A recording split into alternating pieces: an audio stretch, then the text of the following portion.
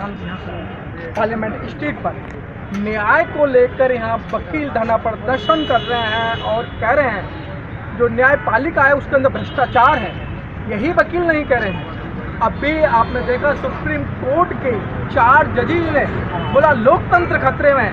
उसी बात को लेकर आज कुछ वकील यहाँ मौजूद हैं और ये कह रहे हैं कि न्याय व्यवस्था में भ्रष्टाचार बड़े पैमाने पर चल रहा है। तो इनका जो नेतृत्व कर रहे हैं एलन पराशर जी कर रहे हैं, उनसे हम जानकारी लेते हैं कि किस तरीके का भ्रष्टाचार है। पराशर जी, आपका ऐसे मूव में आपका हार्दिक स्वागत है। ये आपने भ्रष्टाचार की एक मुहिम छेड़ी है, तो क्या भ्रष्टाचार है? देखो कि फरीदाबाद में हर तरह का भ्रष्टाचार है।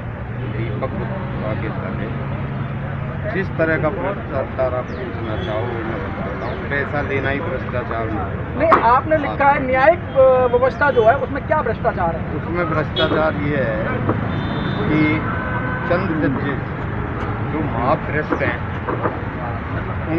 उनको प्रोटेक्ट कर रहा है सेशन जज। उसके यहाँ कुछ चंद दल्ले वकीलों की बेल एप्लीकेशन लगाता, बोली लगती है, उनकी बेल होती है। नंबर 1। नंबर 2, अगर मान लो आप गरीब हो तो आपको न्याय नहीं मिलेगा। न्याय क्या, सरकारी लीगल एड का वकील भी नहीं मिलेगा जो आतंकवादियों को मिल जाता है हमारे कॉन्स्टिट्यूशन के आर्टिकल 398 के तहत। ठीक है जी। अगर ईमानदार जज के आपकी बेल कोई केस लग जाता है तो आपको न्याय मिलेगा, अदरवाइज नहीं मिलेगा। आप बार बार दीपक गुप्ता का नाम ले रहे हैं। दीपक गुप्ता कौन है? Deepak Gupta district and session जज है जी। अगर आप हेड ऑफ दी फैमिली हो तो आपका ही नाम लूँगा। जब हेड ऑफ दी फैमिली के घर में 4th क्लास मधुआ मजदूरों की तरह रह रहे हों और उनके फ़ोटो मैं आप दिखा रहा हूँ तो किसी मजिस्ट्रेट से क्या, जज से क्या कहेगा कि तुम मत रखो, इसलिए उसका नाम ले रहा हूँ। नंबर 1। नंबर 2, उसने एक 4th क्लास नहीं, तीनों से कही है कि या तो ये बंद कर, ये जो फोटो दिए हैं इन्होंने ले लो, वो तो मरेगा। कौन मरेगा? मेरे लिए हैं जी, और तुम्हारी नौकरी जाएगी। अगर वो इतना पाक साफ है तो मैं आपके माध्यम से कहता हूँ उसमें हिम्मत है तो मेरे खिलाफ पर्चा दर्ज करवा। नहीं, जो 4th क्लास में क्या नाम है उनके? हैं 4th क्लास में जो क्या नाम है उनके? मैं उनके सबके नाम बता दूंगा। क्या आप उनकी नौकरी बचा सकते हो? नहीं तो क्या 4th क्लास के लोगों ने आपसे ये अपील की है कि भाई हम हमारे साथ जो दीपक गुप्ता इस तरीके से, तो आप उनके नाम बताइए ना। नाम बताएंगे तो उनकी नौकरी जाएगी। नहीं तो आप यहाँ मंच से तो ये अपील कर रहे हैं कि भाई न्यायिक व्यवस्था में भ्रष्टाचार है। देखो, इसका आपका ये पूछिए कैसे है, सिद्ध कैसे होगा? हमारे यहाँ कैमरे लगे हुए हैं कोर्ट में, ठीक है जी। आप देखो कितने 4th क्लास हैं एम्प्लॉइज और प्रेजेंट कितने हैं कोर्ट में। भाई कितने इनके तो फोटो आ रहे हैं दिन में और कितने प्रेजेंट हैं, इससे पता लग जाएगी। नाम बताने से मेरे पे कोई जोर नहीं पड़ता, उन गरीब आदमियों पे जोर पड़ेगा।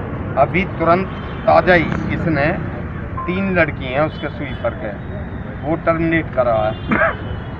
ठीक है जी। उसने आवाज़ उठाई थी। एक और है, उसका लड़का मर गया, उसने छुट्टी मांगी थी कि जी मेरा लड़का बीमार है, आप छुट्टी दे दो। एडीजे ने उसे छुट्टी नहीं दी, इसने उस पर ज़बरदस्ती लिखवा लिया। ये high court human right commission, और वो मैंने तो नहीं लिखी, उसने ही लिखी है। जिसका लड़का मरा तो ये प्रूफ कम है क्या? अगर मैं इंडिविजुअल किसी 2-4 के नाम लूँ, मैं उनकी भलाई के लिए नहीं हूँ, फिर मैं उनका सबसे बड़ा दुश्मन मैं हूँ।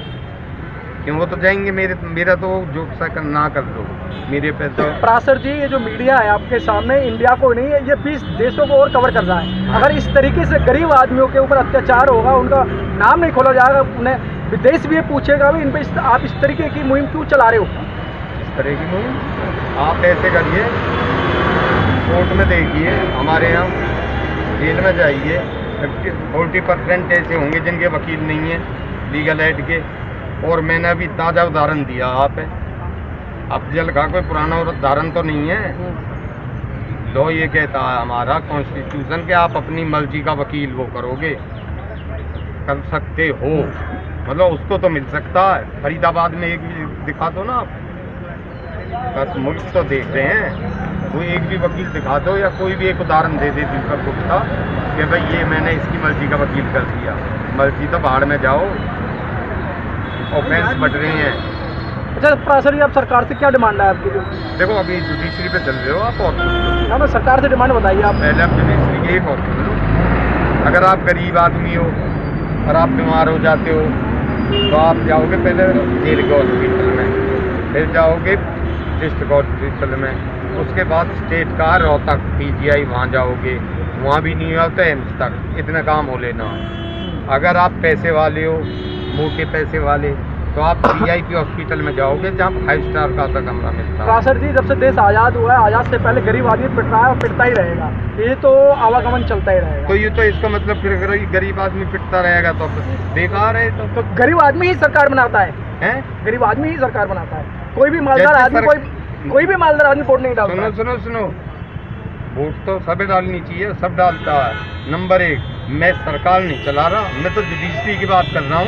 ये तो अलग स्तंभ है। नहीं, जब वो 4 जजेस ने, सुप्रीम कोर्ट के 4 जजेस ने, आपने देखा होगा कि इलेक्ट्रॉनिक मीडिया को बुला के और मीडिया को बुला के उनके सामने आंसू आए थे कि लोकतंत्र खतरे में। फिर वही अवस्था हो गई।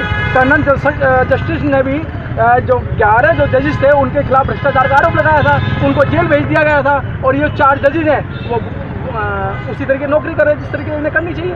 आप जिससे बात कर रहे हो ना जी, उस पर घनी कंटेम्प्ट बन चुकी, मतलब गिनती में ना आए, मतलब दर्जनों में समझो हैं। अगर ऐसे 2-4 और करें ना तो ये कुछ भी ना करें। न्यायपालिका का काम अलग है, न्याय करना। कार्यपालिका का काम है एडमिनिस्ट्रेशन देखना, और विधानपालिका का काम है कानून बनाना। चलो लास्ट में आप आ जाते हैं कि आप ये बताइए कि आपकी सरकार से क्या डिमांड है? हमारी सरकार से तो मांग ये है कि एक तो जो युवा वकील हैं उनको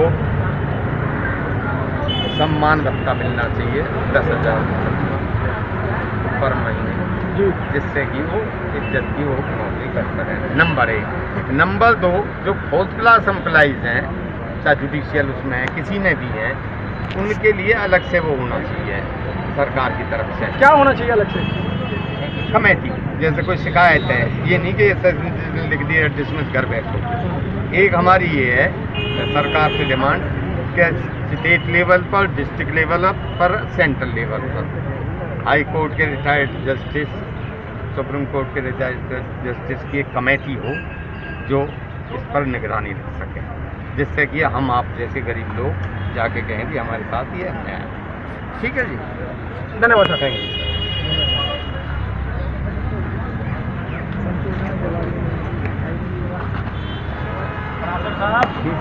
संतोषजनक